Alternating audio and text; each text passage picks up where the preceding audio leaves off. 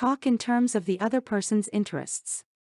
I was waiting in line to register a letter in the post office at 33rd Street and 8th Avenue in New York.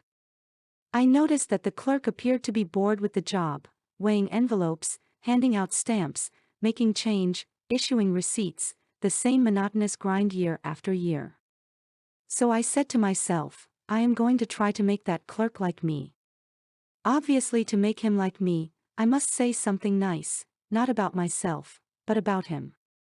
So I asked myself, what is there about him that I can honestly admire? That is sometimes a hard question to answer, especially with strangers, but, in this case, it happened to be easy. I instantly saw something I admired no end. So while he was weighing my envelope, I remarked with enthusiasm, I wish I had your head of hair.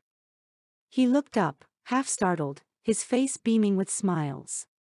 Well, it isn't as good as it used to be, he said modestly. I assured him that although it might have lost some of its pristine glory, nevertheless it was still magnificent. He was immensely pleased. We carried on a pleasant little conversation, and the last thing he said to me was, many people have admired my hair. I'll bet that person went to lunch that day walking on air. I'll bet he went home that night and told his wife about it. I'll bet he looked in the mirror and said, it is a beautiful head of hair. I told this story once in public and a man asked me afterwards, what did you want to get out of him? What was I trying to get out of him? What was I trying to get out of him? If we are so contemptibly selfish that we can't radiate a little happiness and pass on a bit of honest appreciation without trying to get something out of the other person in return, if our souls are no bigger than sour crab apples, we shall meet with the failure we so richly deserve. Oh yes, I did want something out of that chap. I wanted something priceless. And I got it. I got the feeling that I had done something for him without his being able to do anything whatever in return for me. That is a feeling that flows and sings in your memory long after the incident is past. There is one all-important law of human conduct. If we obey that law, we shall almost never get into trouble. In fact, that law, if obeyed, will bring us countless friends and constant happiness. But the very instant we break the law, we shall get into endless trouble. The law is this: always make the other person feel important. John Dewey, as we have already noted, said that the desire to be important is the deepest urge in human nature, and William James said, the deepest principle in human nature is the craving to be appreciated. As I have already pointed out, it is this urge that differentiates us from the animals. It is this urge that has been responsible for civilization itself.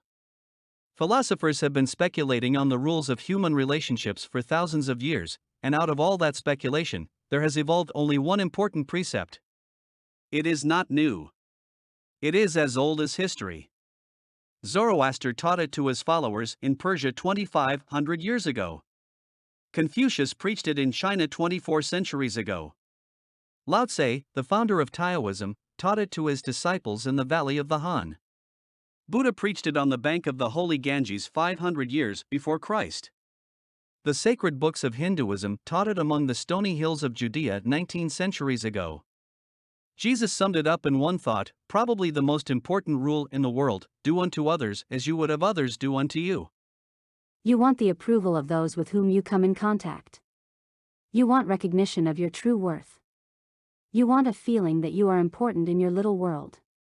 You don't want to listen to cheap, insincere flattery, but you do crave sincere appreciation.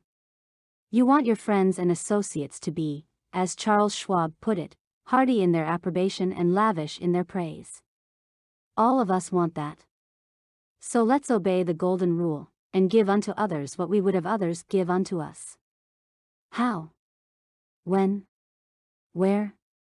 The answer is, all the time, everywhere. David G. Smith of Eau Claire, Wisconsin, told one of our classes how he handled a delicate situation when he was asked to take charge of the refreshment booth at a charity concert. The night of the concert, I arrived at the park and found two elderly ladies in a very bad humor standing next to the refreshment stand. Apparently each thought that she was in charge of this project. As I stood there pondering what to do, one of the members of the sponsoring committee appeared and handed me a cash box and thanked me for taking over the project, She introduced Rose and Jane as my helpers and then ran off. A great silence ensued. Realizing that the cash box was a symbol of authority, of sorts, I gave the box to Rose and explained that I might not be able to keep the money straight and that if she took care of it I would feel better.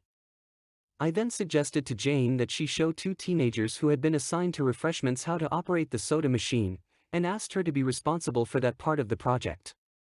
The whole evening was very enjoyable with Rose happily counting the money, Jane supervising the teenagers, and me enjoying the concert.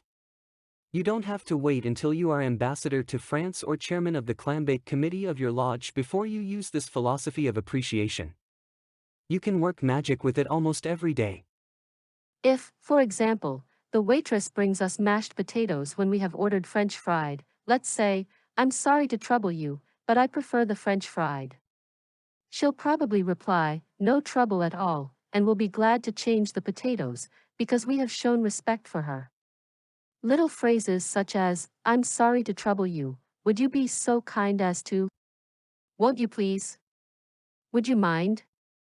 Thank you." Little courtesies like these oil the cogs of the monotonous grind of everyday life, and incidentally, they are the hallmark of good breeding. Let's take another illustration. Hall Caine's novels, The Christian, The Deemster, The Manxman, among them, were all bestsellers in the early part of this century 20th. Millions of people read his novels, countless millions. He was the son of a blacksmith. He never had more than 8 years schooling in his life, yet when he died he was the richest literary man of his time. The story goes like this. Hall Caine loved sonnets and ballads, so he devoured all of Dante Gabriel Rossetti's poetry. He even wrote a lecture chanting the praises of Rossetti's artistic achievement and sent a copy to Rossetti himself. Rossetti was delighted.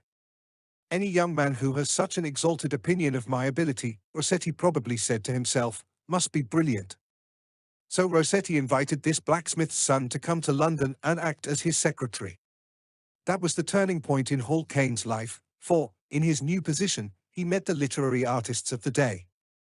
Profiting by their advice and inspired by their encouragement, he launched upon a career that emblazoned his name across the sky. His home, Greeba Castle, on the Isle of Man, became a mecca for tourists from the far corners of the world, and he left a multi-million-dollar estate. Yet, who knows, he might have died poor and unknown had he not written an essay expressing his admiration for a famous man.